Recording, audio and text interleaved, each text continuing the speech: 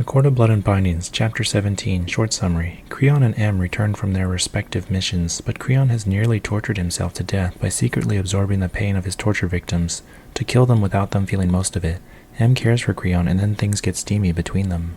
Em goes home from the labyrinth to continue mapping from her notes, but Creon returns in a near-death state. He used magic to take his victims' pain, effectively torturing himself to death 7 times, instead of letting his victims feel the pain. Em absolves Creon of all his sins, assuming he has done this for all his victims since the last battle, and feeling horrible for ever having blamed Creon for any wrongdoing. Creon, have you been doing this? Have you been killing and torturing yourself all this time, since the last battle? A single tear escaped his closed eyelid, rolling down the pale, sweaty lines of his cheek.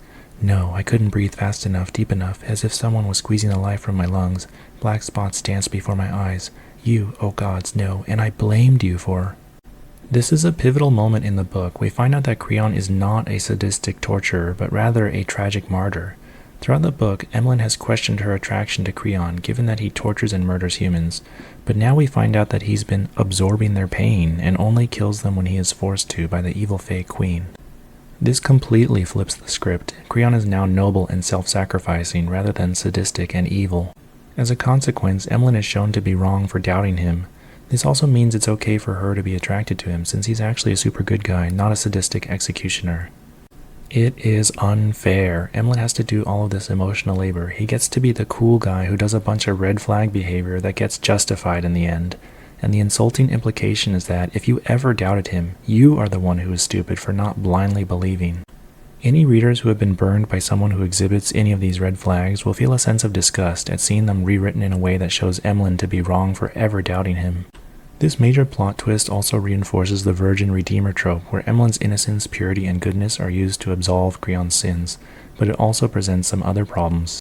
Throughout this book, there are contrived setups to help Emlyn maintain her innocence or give her plausible deniability to be sexual with Creon, such as the lunch scene with Mother, the Fey orgy, having to sleep in his bed in case someone sees, etc. As the FMC, Emlyn is not allowed to be openly sexual or sinful, yet Creon is allowed to be morally gray, complex, and flawed.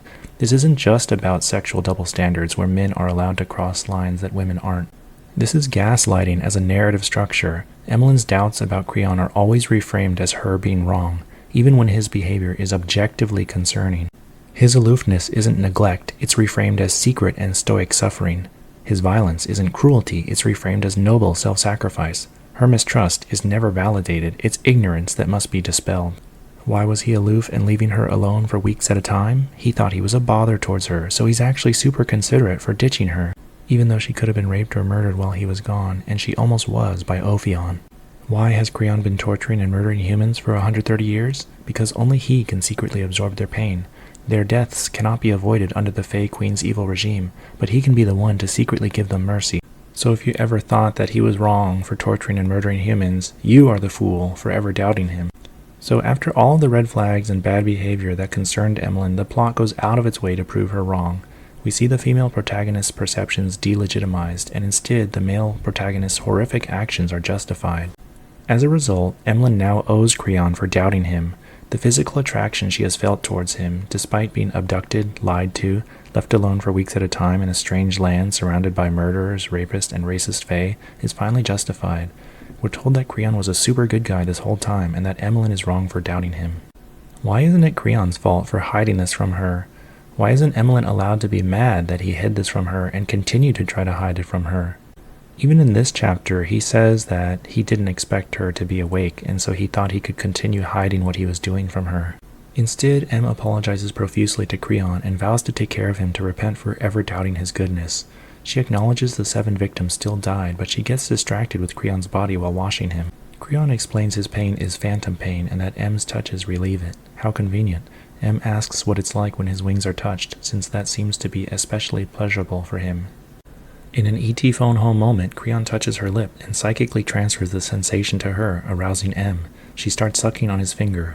His finger was hard and unyielding and demanding in a way that made my belly tremble with sudden heat. I met him with the tip of my tongue swirling around his fingertip in luscious strokes. His eyes drew tighter as he watched me, his finger a motionless, irresistible weight. They forget he's dying and start making out. A minute later, things escalate and he's using his fingers and giving an oral performance. The rest of the chapter is things escalating physically and him mouthing her name during penetration, which makes her feel really validated. This moment is supposed to be emotional catharsis, since it's the first time they both openly admitted their unreserved affection for each other. Previously, in the ballroom orgy scene, it was masked behind their touch mirror game in a competitive way. This chapter is the big breakthrough in their relationship, where they can finally admit they like each other and that it's justified. But why does the narrative take on this whole I can fix him arc? In a normal relationship, people get to know each other and build trust slowly, but in these romantasy books, there's always a massive power imbalance and gaslight structure. MMC forces FMC to be sexual to help her maintain plausible deniability while enjoying sexuality. This makes sense if you acknowledge the influence of purity culture and gender roles and the fact that America is still a surprisingly Christian nation. But there is a second plotline that comes up again and again in romantasy books. There's always a gaslighting structure where MMC does a bunch of weird red flag behaviors, like being overly secretive, aloof, mysterious, hiding important information from FMC, stalking her, responding to threats with overwhelming violence instead of appropriate force. And I could go on, but the general idea is that all of MMC's rapey, red flaggy, darkly coarser behavior gets justified and eroticized as proof that he cares about FMC, rather than turning out to be proof that he's a psychopath. They're two sides of the same coin. One is justification for FMC to enjoy sexuality without being called a slut or whore because she was forced to. The other is justification for men to continue displaying patriarchal, masculine behaviors and have them be depicted as attractive rather than selfish, disturbing, and destructively psychotic. I Can Fix Him is built into the romance formula itself, showing that it's okay for men to be flawed and selfish as long as they have a woman who loves them enough to do all of the emotional labor, to have never-ending compassion and forgiveness to redeem him.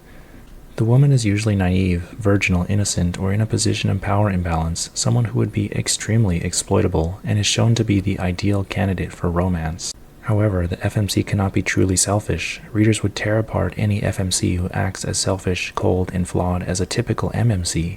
It would be too much of a departure from the expected gender roles. Instead, she has to be humble, often depicted as insecure. Throughout the book, she repeatedly refers to herself as unworthy, gaunt, bony, inferior. All of this serves to push her towards submission to Creon. The gaslight structure serves as programming for women to serve men, to submit to men, to forgive their selfishness, to endlessly look for ways to forgive blatantly selfish and psychotic behaviors.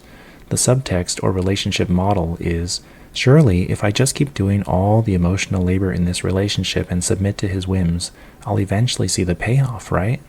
But what if there is no payoff? What if women just end up being repeatedly exploited?